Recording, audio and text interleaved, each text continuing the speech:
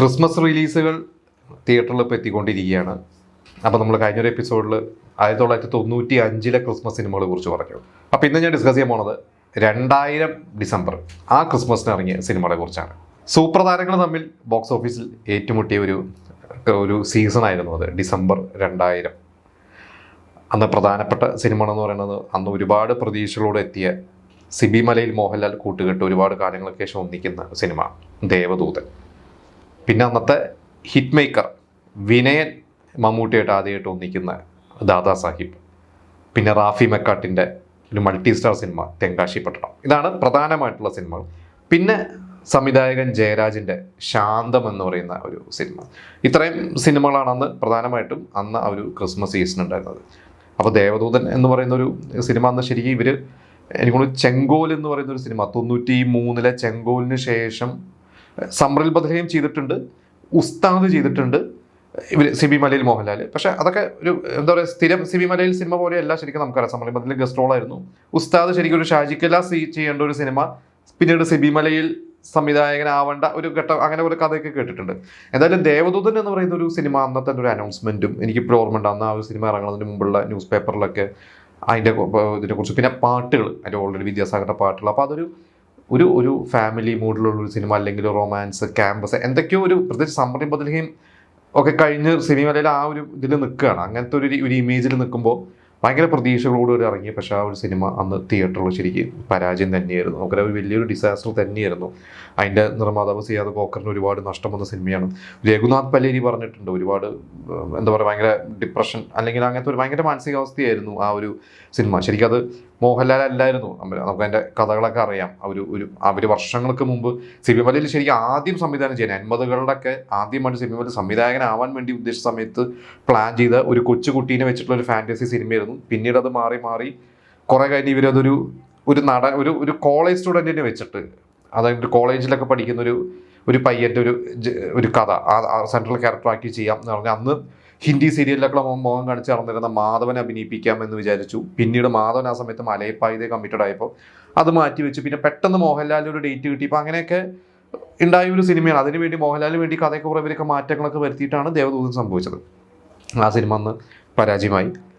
പിന്നെ മറ്റൊരു സിനിമ എന്ന് പറഞ്ഞാൽ ദാദാ സാഹിബ് ശരിക്കും അന്ന് ഭയങ്കര ബഡ്ജറ്റിലാണ് ആ ഒരു സിനിമ ഉണ്ടായത്. അത് തിയേറ്ററിൽ അത്യാവശ്യം നല്ല കളക്ഷനൊക്കെ ഉണ്ടായിരുന്നു, നല്ല ഒപ്പീനിയനും. മമ്മൂട്ടി ഫാൻസിന് വേണ്ട, പ്രത്യേകിച്ച് അതിൽ ആ ഒരു അച്ഛനായിട്ടുള്ള മമ്മൂട്ടിയുടെ ഒരു ക്യാരക്ടറും, പിന്നെ കുറേ സ്റ്റാർ കാസ്റ്റ് ഉണ്ട്. അന്ന് കലാഭവൻ മണിയും ഇവരെല്ലാവരും ഉണ്ടെന്ന്. വിനയൻ്റെ സ്ഥിരം സിനിമകളിലൊക്കെ മുഖങ്ങളെല്ലാവരും ഉണ്ട്. പക്ഷെ ആ സിനിമ അന്ന് ഭയങ്കര ഹിറ്റായിരുന്നു. ഭയങ്കര ബ്ലോക്ക് ബസ്റ്റർ എന്ന് പറയാൻ പറ്റില്ല, കാരണം പ്രത്യേകിച്ച് ബഡ്ജറ്റ് ഭയങ്കരമായിട്ടുള്ളതുകൊണ്ട്. എനിക്ക് പക്ഷേ എങ്കിലും ആ ഒരു സിനിമ ലാഭം തന്നെയായിരുന്നു. പക്ഷേ അതിൻ്റെ ഒരു വിന്നറായി മാറിയത് നമുക്കറിയാം തെങ്കാശി പട്ടണമാണ്. അപ്പോൾ റാഫി മെക്കാട്ടിൻ, സുരേഷ് ഗോപിയും, അപ്പുറത്ത് ലാലും ദിലീപും. അപ്പോൾ അന്ന് ലാലിൻ്റെയൊക്കെ എല്ലാ സമ്പാദ്യവും അതിൽ ഇൻവെസ്റ്റ് ചെയ്തിട്ടാണ് അന്ന് ആ ഒരു സിനിമ ചെയ്യണത്. പക്ഷെ നമുക്കറിയാം, എന്നാൽ ഭയങ്കര ക്യാൻവാസും നല്ല പാട്ട്, സുരേഷ് പീറ്റേഴ്സിൻ്റെ പാട്ടുകളും, അങ്ങനെ എന്താ പറയുക, ഒരുപാട് ടെൻഷനോട് കൂടിയാണ് ലാലൊക്കെ ഒരു സിനിമ ചെയ്യുന്നത്. കാരണം ഇവർ പ്രിവ്യൂ ഇറങ്ങി കാണുന്ന സമയത്തും പല ഒപ്പീനിയനൊക്കെ വന്നു ഭയങ്കര ടെൻഷനോടുകൂടി അന്ന് ഷെണൈസ് തിയേറ്ററിലെന്ന് പറഞ്ഞാൽ ഇവർ ആ ഒരു സിനിമ എറണാകുളത്ത് കാണുന്നത്. അപ്പോൾ ലാല് പറഞ്ഞു, സിനിമ പരാജയപ്പെട്ടാൽ ഞാൻ പിന്നെ തിയേറ്ററിൽ നിന്ന് എടുത്ത് ചാടേണ്ടി വരും. ഇവർ ഒരുപാട് പ്രശ്നങ്ങളും തടസ്സങ്ങളും എന്തൊക്കെ നേരിട്ടൊക്കെയാണ് അവർ ആ സിനിമ തിയേറ്ററിൽ ഇറക്കിയത്. അങ്ങനെ ഈ 3 സിനിമ ഇറങ്ങി. അന്ന് ശരിക്കും പ്രേക്ഷകർ പ്രതീക്ഷിച്ചിരുന്നത്, അല്ലെങ്കിൽ സിനിമ ലോകം പ്രതീക്ഷിച്ചിരുന്നത് ദേവദൂതനായിരുന്നു. പക്ഷേ വിന്നറായി മാറിയത് തെങ്കാശി പട്ടണമാണ്. ദേവദൂതൻ ഭയങ്കര ഡിസാസ്റ്ററായിട്ട് പോയി. ദാദാ സാഹിബ് കുഴപ്പമില്ലാത്തൊരു വിജയമായി. അതിൽ ഇന്ന് പക്ഷെ നമ്മളിപ്പോഴും റിപ്പീറ്റ് ആയിട്ട് കാണുന്ന സിനിമയുടെ എന്താണെന്ന് വെച്ച് കഴിഞ്ഞാൽ അതിൽ തെങ്കാശിപ്പട്ടണമുണ്ട്, ദേവദൂതനുണ്ട്. ദേവദൂതൻ ശരിക്കും ഒരു ടെക്സ്റ്റ് ബുക്ക് തന്നെയാണ്. കാരണം അന്ന് പരാജയപ്പെട്ടിട്ട് വർഷങ്ങൾക്ക് ശേഷം, 24 വർഷങ്ങൾക്ക് ശേഷം സിനിമ വീണ്ടും തിയേറ്ററുകളിൽ ഇറക്കി റിലീസ് ചെയ്ത് അത് കളക്ട് ചെയ്തു എന്ന് പറയണത് അതൊരു വലിയൊരു കാര്യം. എനിക്കൊന്ന് ലോക സിനിമയിൽ, ഇന്ത്യൻ സിനിമയിൽ തന്നെ അങ്ങനെ ഒരു സിനിമ ഉണ്ടോ എന്നെനിക്കറിയില്ല. പരാജയപ്പെട്ട ഒരു സിനിമ വർഷങ്ങൾക്ക് ശേഷം റിലീസ് ചെയ്തിട്ട് വീണ്ടും, നമുക്കറിയാം ഹിറ്റ് സിനിമകൾ വീണ്ടും റിലീസ് ചെയ്തിട്ട് മലയാളത്തിൽ രാവണപ്രഭു ആയിക്കോട്ടെ, സ്ഫടികമായിക്കോട്ടെ, പിന്നെ തമിഴിൽ ഗില്ലി പോലത്തെ സിനിമകളൊക്കെ, പണ്ട് ഹിറ്റായ സിനിമ വീണ്ടും തിയേറ്ററിൽ ഇറങ്ങുന്നു. ഷോലെ ഇപ്പോഴും ഇറങ്ങുന്നത്, എനിക്കൊന്ന് എല്ലാ വർഷവും ഷോലെ ഇറങ്ങുന്നുണ്ട്. പക്ഷെ പരാജയപ്പെട്ടൊരു സിനിമ വീണ്ടും ഹിറ്റാവുക എന്ന് പറയുന്നത് അപൂർവങ്ങളിൽ മാത്രം സംഭവിക്കുന്നതാണ്. എന്തായാലും അന്ന് വന്ന ഒരു നഷ്ടം ഇപ്പോൾ അവരത് വീണ്ടും റിലീസ് ചെയ്തിട്ട് അതിൻ്റെ സിബി മലയിലായിക്കോട്ടെ, രഘുനാഥ് പല്ലേരിക്ക് ആയിക്കോട്ടെ, അതിൻ്റെ പ്രൊഡ്യൂസർക്ക് ആയിക്കോട്ടെ, അവർക്കൊക്കെ ഭയങ്കര ഒരു സംതൃപ്തി അവർക്ക് കൊടുക്കാൻ ആ ഒരു സിനിമയുടെ ഇപ്പോഴത്തെ വിജയത്തിന് സാധിച്ചു. പിന്നെ ദാദാ സാഹിബ് എന്ന സിനിമയെക്കുറിച്ച് പറയേണ്ട മറ്റൊരു കാര്യം, അന്ന് എനിക്ക് തോന്നുന്നു നാഷണൽ അവാർഡിൽ മോഹൻലാലിൻ്റെ ദേവദൂതനും മമ്മൂട്ടി ദാദാസാഹിബിനൊക്കെ ഫൈനൽ റൗണ്ട് വരെ എത്തിയിരുന്നു. പക്ഷേ അവർക്ക് രണ്ടുപേർക്കും കിട്ടിയില്ല. എനിക്ക് അനിൽ കപൂർ ആണെന്ന് തോന്നുന്നു അന്ന് 2000, എനിക്കിപ്പോൾ കറക്റ്റ് ഓർമ്മയില്ല, 2000 അന്ന് അനിൽ കപൂറാണ് വിന്നറായിരുന്നു തോന്നി. ഇവർ രണ്ടുപേരും പക്ഷേ ഫൈനൽ റൗണ്ട് വരെ ഉണ്ടായിരുന്നു അന്നത്തെ ന്യൂസിലൊക്കെ ഉണ്ടായിരുന്നു. പിന്നെ അവാർഡ്സൊക്കെ കിട്ടി ദേവദൂതന് അന്ന്, പക്ഷേ നിർമ്മാതാവിന് നഷ്ടമായിരുന്നു.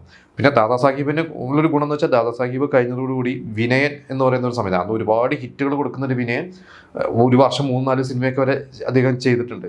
അപ്പോൾ ദാദാസാഹിബ് കഴിഞ്ഞ് അദ്ദേഹം ചെയ്ത സിനിമ കരുമാടിക്കുട്ടനാണ്. അപ്പോൾ കരുമാടിക്കുട്ടൻ 2001 വിഷുവിന് ആണ് ഇറങ്ങണം. അതിൻ്റെ പോസ്റ്റ് പ്രൊഡക്ഷൻ സമയത്ത് മമ്മൂട്ടി വിളിച്ചിട്ട് വിനയൻ്റെ അടുത്ത് പറഞ്ഞു നമുക്ക് ഉടനെ ഒരു സിനിമ, അതായത് ആ സമയത്ത് 2001 ഓണത്തിന് തിയേറ്ററെല്ലാം ബ്ലോക്ക് ചെയ്ത് വെച്ചിരിക്കുകയാണ് അതിൻ്റെ ഡിസ്ട്രിബ്യൂട്ടേഴ്സും പ്രൊഡ്യൂസേഴ്സൊക്കെ. പക്ഷെ ഒരു സിനിമ അന്ന് ഷാജി കൈലാസ് എസ്.എൻ. സാമിയോ അങ്ങനെ ഏതൊരു സിനിമയായിരുന്നു അന്ന് പ്ലാൻ ചെയ്തത്. അത് പക്ഷെ മാറിപ്പോയി, പെട്ടെന്നൊരു സിനിമ ചെയ്യണം. അങ്ങനെ മമ്മൂട്ടി വിളിച്ചു, ഒരു കഥ ആലോചിച്ച് അങ്ങനെ 40-ാം ദിവസം ഷൂട്ട് തുടങ്ങി. അതോ അടുത്ത ദിവസം ഷൂട്ട് തുടങ്ങി 40 ദിവസം തിയേറ്ററിൽ എത്തുകയോ അങ്ങനെ എന്തോ ആണ് സംഭവിച്ചത്. ആ സിനിമയായിരുന്നു രാക്ഷസ രാജാവ്. അപ്പോൾ ദാദാസാഹിബ് എന്ന് പറയുന്ന ഒരു സിനിമ കൊണ്ട് വിനയൻ വീണ്ടും ഒരു മമ്മൂട്ടി ചിത്രം ചെയ്യാൻ അദ്ദേഹത്തിന് ഭാഗ്യമുണ്ടായി. പിന്നെ ശാന്തം എന്ന് പറയുന്നൊരു സിനിമ, അത് പിന്നെ ജയരാജിൻ്റെ ഒരു ക്ലാസ് സിനിമ തന്നെയാണ്. അതൊരു എന്താ പറയുക, ഒരു നമുക്കെന്നും മലയാളികൾക്ക് അഭിമാനിക്കാൻ കഴിയാവുന്ന സിനിമകളിൽ ഒന്ന്. നമുക്ക് പുറം രാജ്യങ്ങളിലൊക്കെ ഒരുപാട് ഫെസ്റ്റിവൽസിലൊക്കെ ഒരുപാട് യാത്ര ചെയ്തിട്ടുള്ള ഒരു സിനിമയാണ്. ഒരുപാട് അപ്രിസിയേഷൻ കിട്ടിയിട്ടുള്ളതാണ്. KP സുലളിതയ്ക്ക് ആ ഒരു സിനിമയ്ക്ക് നാഷണൽ അവാർഡ് കിട്ടിയിട്ടുണ്ട്. പിന്നെ ആ ഒരു സിനിമയുടെ അന്ന് പ്രത്യേകത IMB ജയൻ ഫുട്ബോളിലെ പുലിയായിരുന്ന IMB ജയൻ ആദ്യമായിട്ട് അഭിനയിക്കുന്നു എന്ന് പറഞ്ഞ അങ്ങനത്തെ ഒരു ഹൈപ്പും ആ ഒരു സിനിമയ്ക്ക് ഉണ്ടായിരുന്നു. അതിന് അതിൻ്റേതായ ഒരു ഓഡിയൻസ് അന്ന് തിയേറ്ററിൽ വന്നിരുന്നു. അതങ്ങനെ കുറച്ച് തിയേറ്റേഴ്സിലേക്ക് ഉണ്ടായിരുന്നുള്ളൂ. പക്ഷെ നന്നായി അത്യാവശ്യം നല്ല പാട്ടുകളായാലും എല്ലാം ഒരുപാട് അപ്രിസിയേഷൻസ് കിട്ടിയ, പുരസ്കാരങ്ങൾ കിട്ടിയ ഒരു സിനിമയാണ്. അപ്പം ഇതാണ് എൻ്റെ ഒരു ഓർമ്മയിലുള്ള അന്നത്തെ ഒരു പ്രധാനപ്പെട്ട സിനിമകൾ.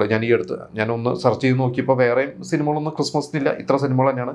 ഇനി വേറെ ഏതെങ്കിലും സിനിമകളൊക്കെ അന്ന് തിയേറ്ററിൽ ഉണ്ടായിരുന്നു എന്ന് നിങ്ങൾക്ക് അറിയുമെങ്കിൽ നിങ്ങൾ ഷെയർ ചെയ്യാം. ഇപ്പം ഞാൻ ഈ പറഞ്ഞ സിനിമകളൊക്കെ ചിലപ്പോൾ നിങ്ങളെല്ലാവരും എല്ലാ സിനിമയും വന്ന് തിയേറ്ററിൽ പോയി കണ്ടവരായിരിക്കും. ഞാനന്ന് എൻ്റെ ഓർമ്മയിൽ ഈ ശാന്തം തിയേറ്ററിൽ കണ്ടിട്ടില്ല, ബാക്കിയുള്ള എല്ലാ സിനിമയും വന്ന് തിയേറ്ററിൽ നിന്ന് കണ്ടിട്ടുള്ളതാണ്. അപ്പോൾ നിങ്ങളുടെ എക്സ്പീരിയൻസുകൾ, അന്നത്തെ നിങ്ങളുടെ ഓർമ്മകളൊക്കെ നമ്മളോട് പങ്കുവയ്ക്കുക.